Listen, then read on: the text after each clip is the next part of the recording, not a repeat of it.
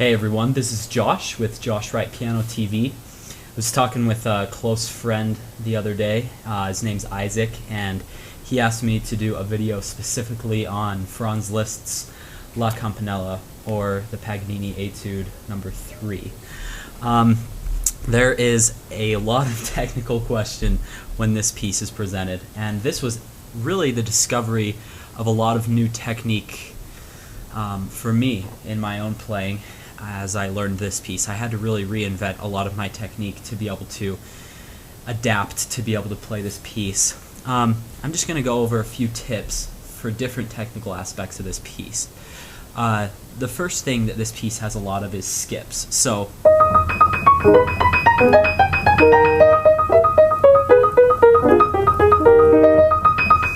you can see that all over the place, and especially right here. You're going back and forth. And so we're going to talk a little bit about how you can improve that first. Things that I like to do is obviously put rhythms to it. So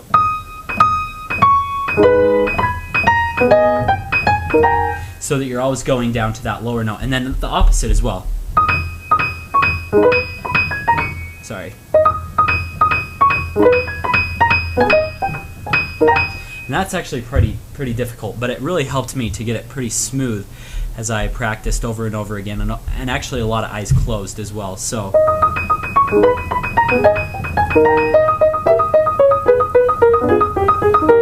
and I think you have to have an absolutely light wrist, just hitting back and forth. If you have a tight wrist,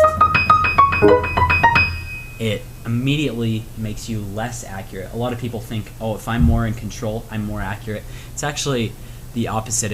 If you are just nice and loose rather than really tight, feeling in control, loose means that you're more in control because your hand's able to move more freely. The next part of this piece that really presented me with difficulty is a lot of little groups of 16th or 32nd notes. So after the closing of the very first presentation of the theme, we see, it's been a while since I've played this.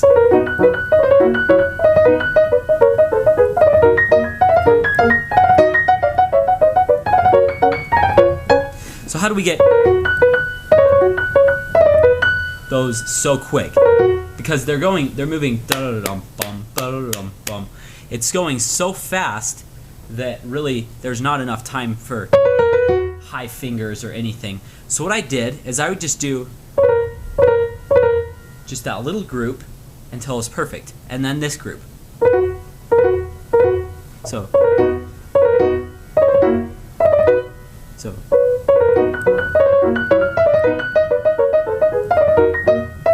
and every time, see, it's a struggle. Like that middle one for me is the hardest. So I just practice that over and over again until it's absolutely perfect. The same thing is on this part, where those are going up.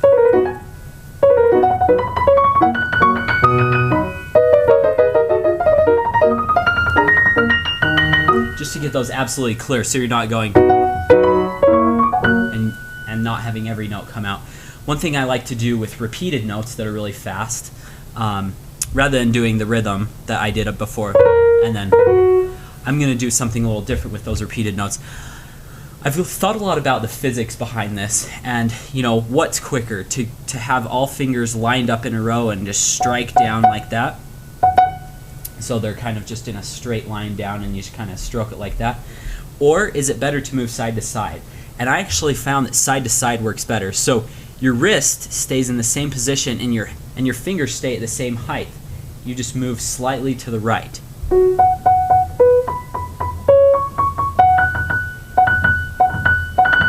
That helped me get a lot clearer. So just, and I put that small rhythm to it until I could hear every note. And again, loose fingers here are critical, because if not, you're not going to release quick enough. Let's see.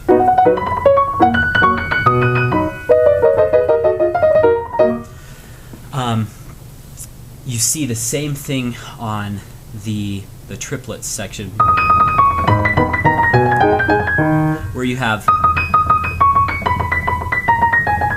One thing I like to do there is the hardest part is to not let it sound like this, with notes not coming out and with a lot of inaccuracies. So I'd put this rhythm to it. Sorry, this is extremely hard for me too. So just over and over again until you could really feel.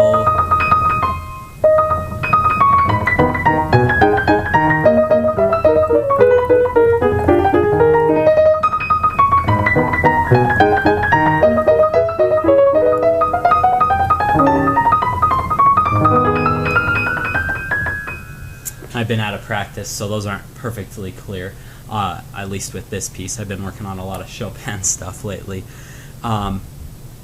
Okay, another hard place is this. Because you're shaking. What I like to do is I like to shake back and forth. I like to practice it by itself, the trill on top, until that's really clear. And I like to practice the bottom notes by itself.